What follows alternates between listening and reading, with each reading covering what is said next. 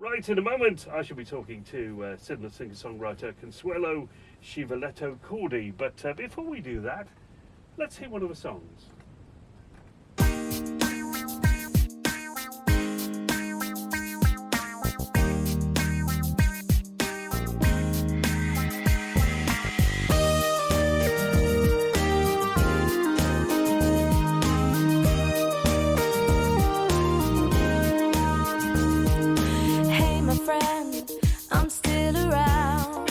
Looking at the same man far ahead, keeps turning round, as if it means to speak to me, speak to you, or maybe doesn't mean to end at night, finally do. I'm going home alone. Why does he go every step of the way to please me? Then he tends to step right out of the way and leaves me wandering throughout the day. Yearning for a brand new day.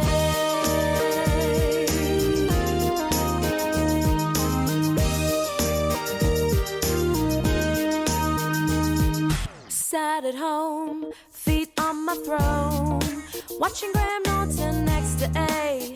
Now I'm ringing phone. I hear a car, I'm going to step outside. Come inside. It's just my friend who needs some TLC, a damn cup of tea. No luck tonight, I wonder why does he go every step of the way to please me? Then he tends to step right out of the way and leaves me wandering throughout the day, yearning for a brand new day. Speak to me, speak to you, or maybe he doesn't mean to. End of night, keep in mind I am not alone, so I drink to celebrate. I'm single, don't worry, why just continue? Dance all night, feels so right. Oh,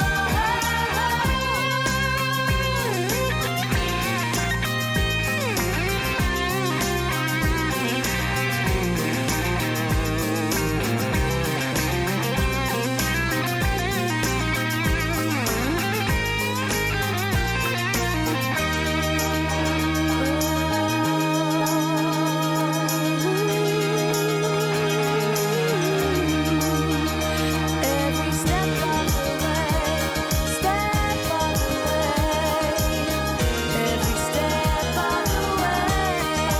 Every night I wonder why does he go every step of the way to please me? Then he tends to step right out of the way and leaves me wandering throughout the day, yearning for a brand new day. Why does he go every step of the way to please me? Then he tends to step right out of the way and leaves me wandering throughout the day, yearning for a brand new day.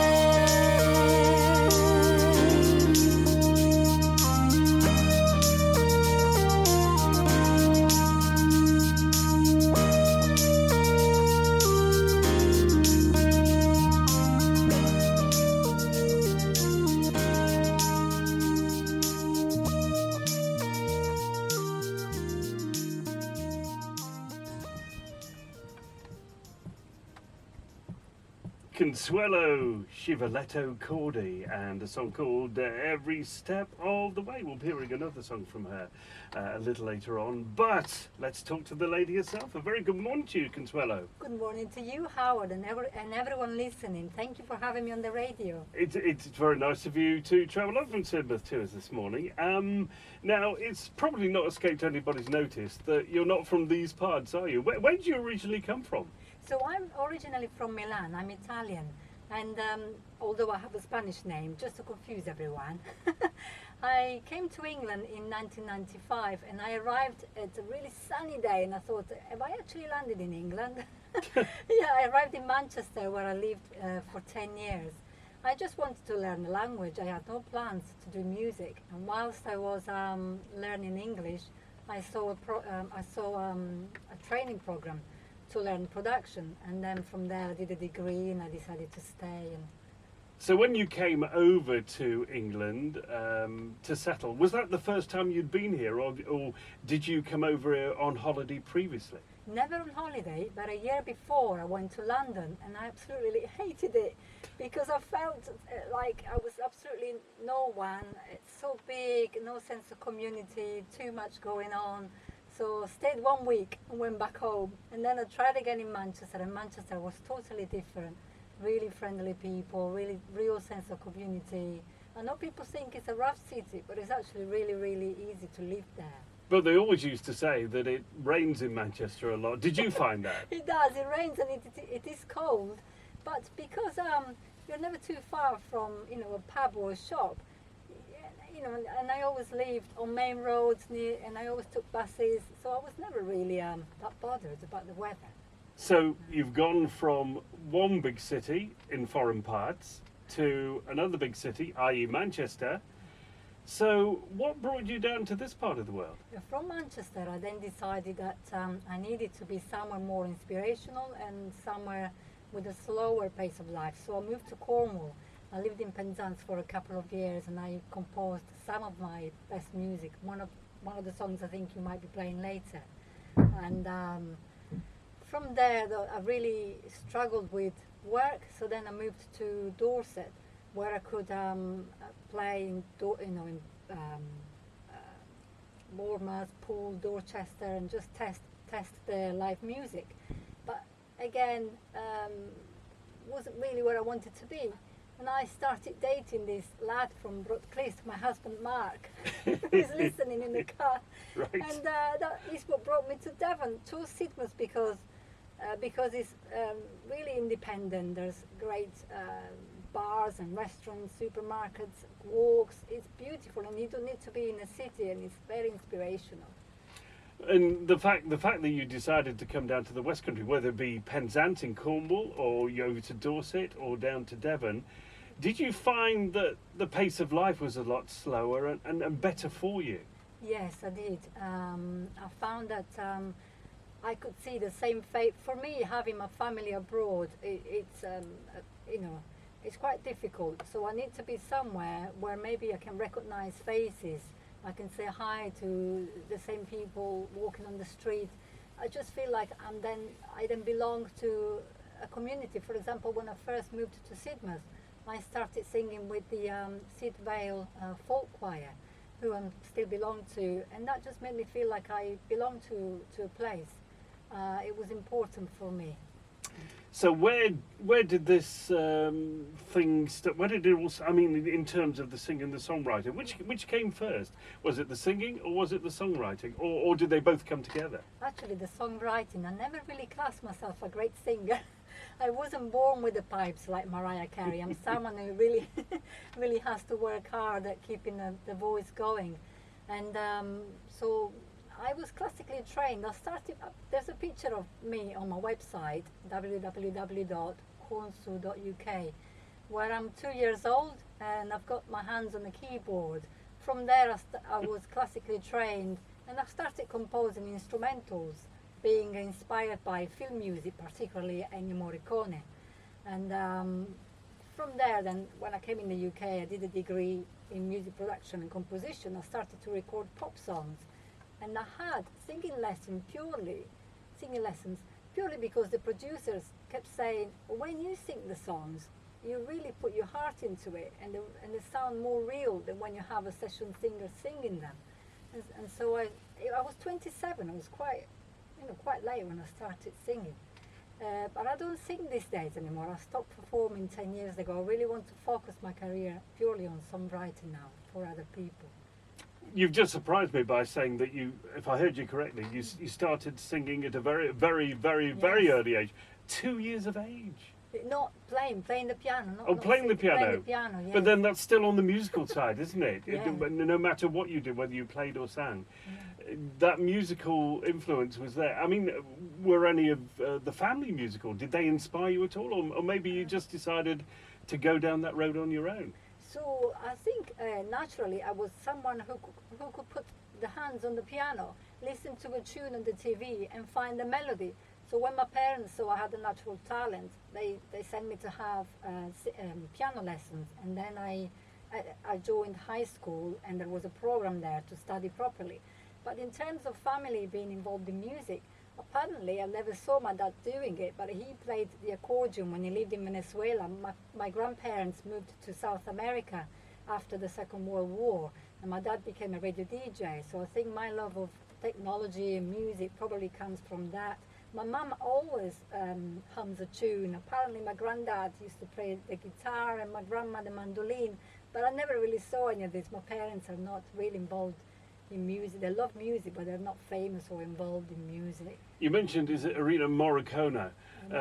Yeah. Who, of course, a lot of people who are old enough will remember him, and he particularly went down the road of instrumental music, didn't he, if I remember rightly? Yes, he wrote the music for the spaghetti westerns and loads of other really famous movies. Once Upon a Time in America, Cinema Paradiso, I can't think now, it's so many. And what about vocalists? Did anybody inspire you, i.e. when you lived away from here, or even when you came over here? Did you have any inspiration from any British artists at all? Vocally, actually, the artist that influenced me the most is the great Alanis Morissette. I guess because in my songwriting, I describe my songwriting as being bittersweet. So 1 minute I can write a really sweet ballad, but then the next I can have a bit of an angry edge going on the piano. So and Alanis is pretty much that. So am I right in thinking that the inspiration for your songs have actually come from this part of the world? A lot of, yes, a mixture between, obviously initially I was inspired by Italian singers-songwriters when I lived in Italy, particularly. You might not know them, but some listeners might recognize the names of Baglioni, Antonacci, a lot of really good singer-songwriters. But I quite like the Canadians, and I also like retro music, particularly when I was a teenager. I was really into the Doors, Supertramp, and the Beach Boys, which is a really strange combination. For me, It certainly is. I was just about to say that. yeah, for me it's very important melody and arrangement in a song, something that is unique and not boring. So at what stage do you say to yourself, well, I've done a bit of singing, I've done the songwriting, I'm going to make an album? Yeah. When did you decide to do that? When I moved to Cornwall, I was so inspired by the surroundings, the sea. It's a very quirky place, a very artistic place. You cannot not be inspired in Cornwall. So I created, I remember I had no money to record an album. So I offered to clean the studio of the producer, Darren Mason, and he recorded 6 tracks for me. Yes, and that was very special. And then the tracks were played on Pirate FM, and I was spotted by James Morrison's manager, who I had a meeting with, but nothing came out of that. I always came quite close to doing something big and never really materialized. It's a bit frustrating. And now you're concentrating, if I heard you correctly, you said you're concentrating on the songwriting apart from singing. Yes. Why? I mean, that's quite a move, isn't it? I mean, do you not feel that you've got any more songs to sing now? No, it's not that I have way too many songs. It's overwhelming and I don't have the money to record them.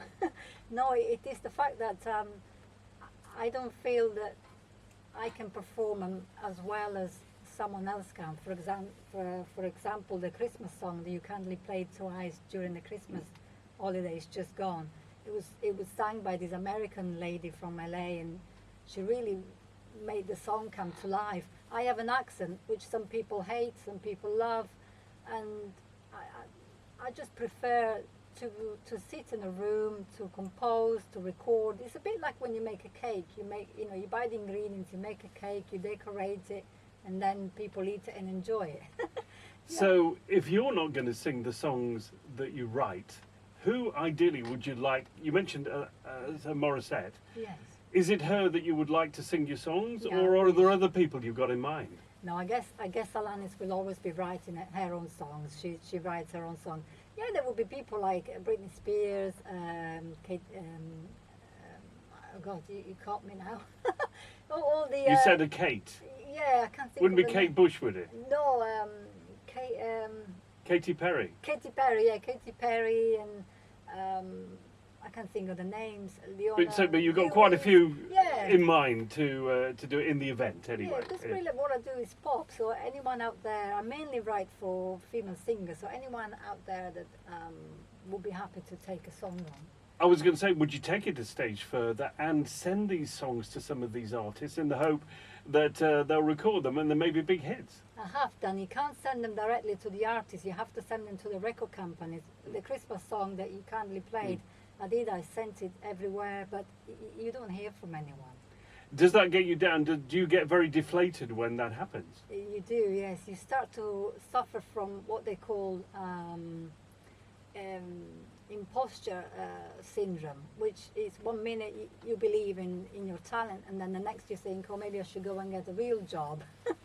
Is it expensive to make CDs these days? So the Christmas song that I did cost me $485.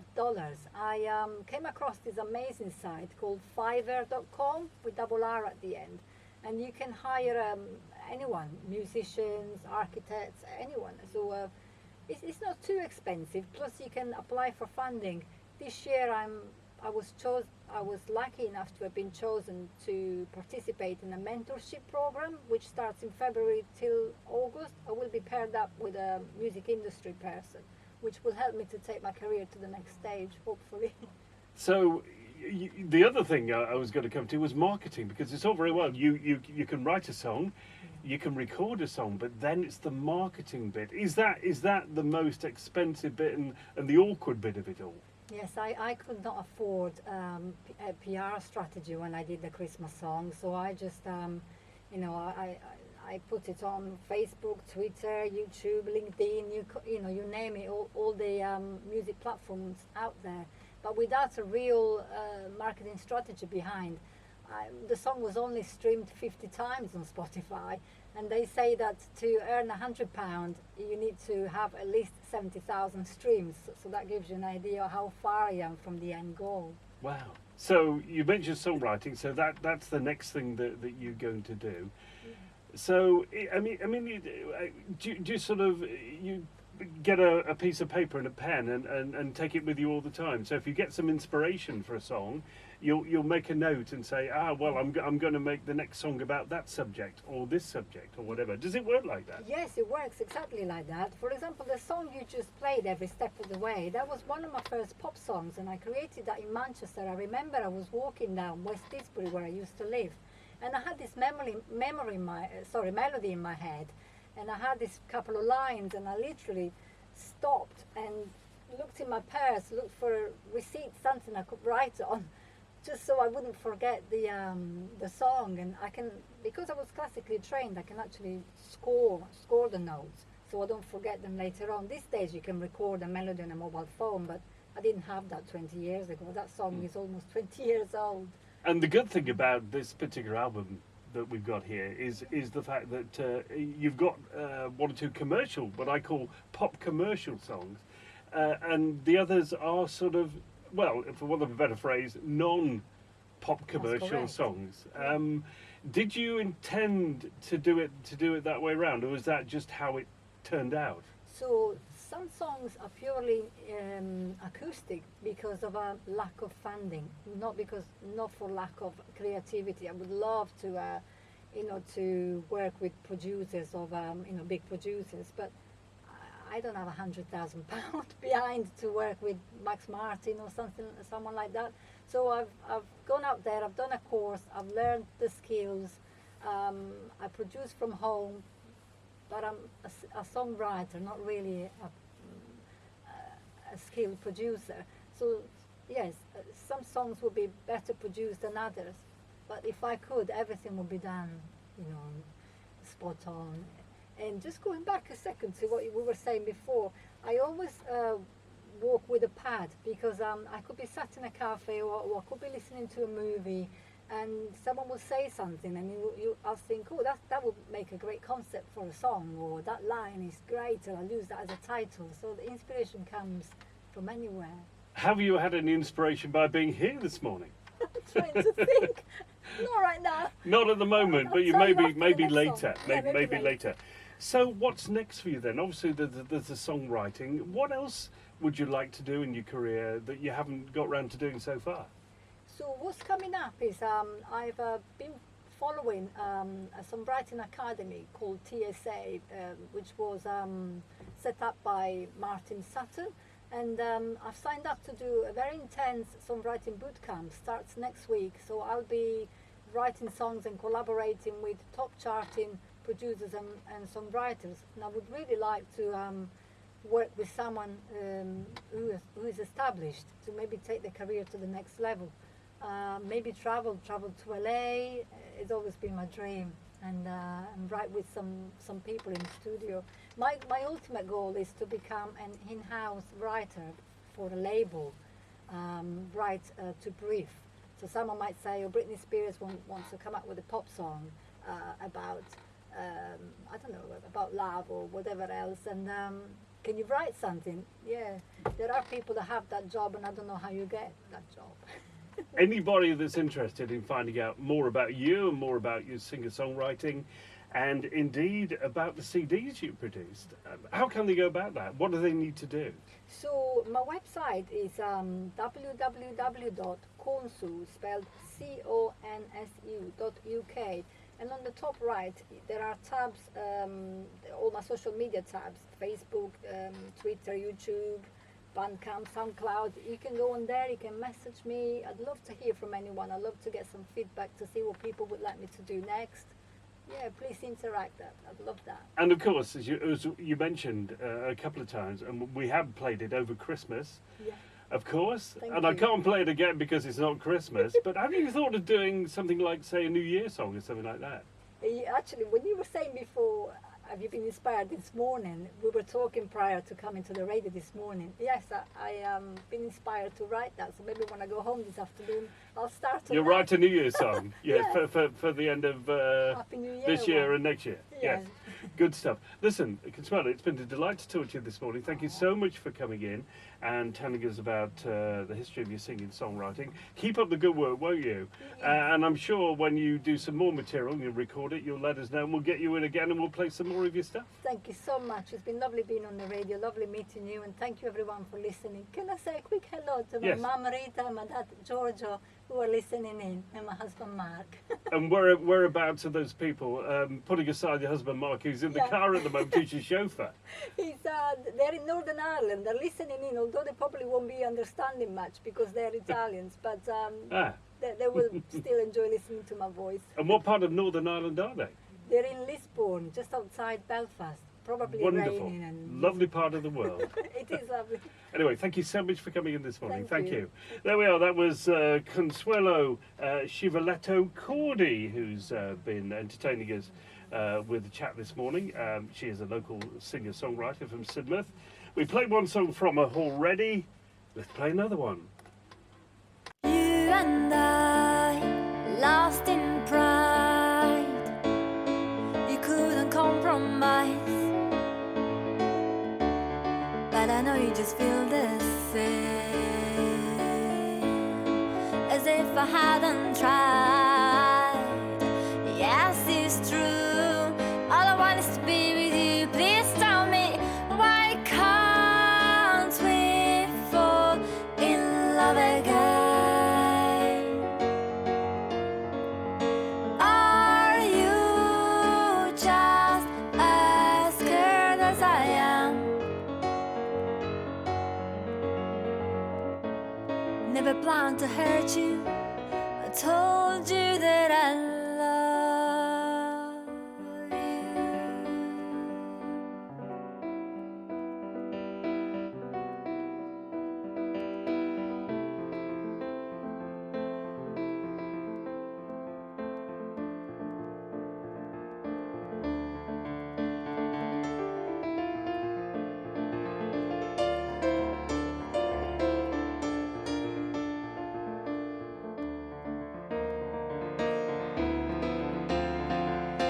I don't know where you've gone. I look into my soul and I happy memories beside difficulties. What I don't understand is why we lost our friendship for just a kiss. Now my whole world is upside down. Why can't you hear me? I'm telling you how it is.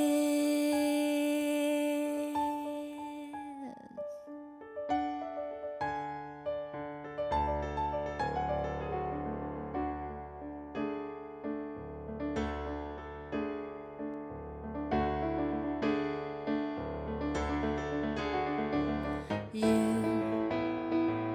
can't be bothered to tell me why you should. You're lost a little mind while I'm tortured inside, 'cause you won't answer my whys.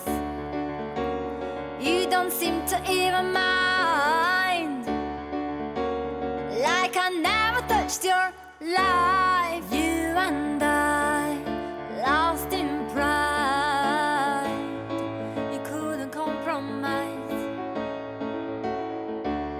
But I know we just feel the same, as if I hadn't tried.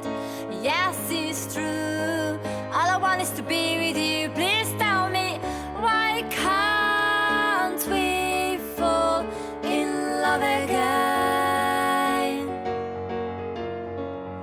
Are you just as scared as I am?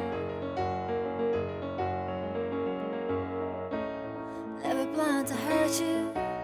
I told you that I love you. I told you I love you.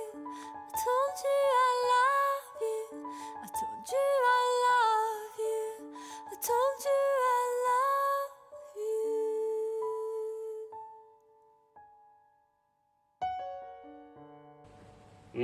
Consuelo Scivoletto-Cordey with the song entitled I Told You That I Love You. Great delights here in the studio. And some lovely messages coming, I have to say.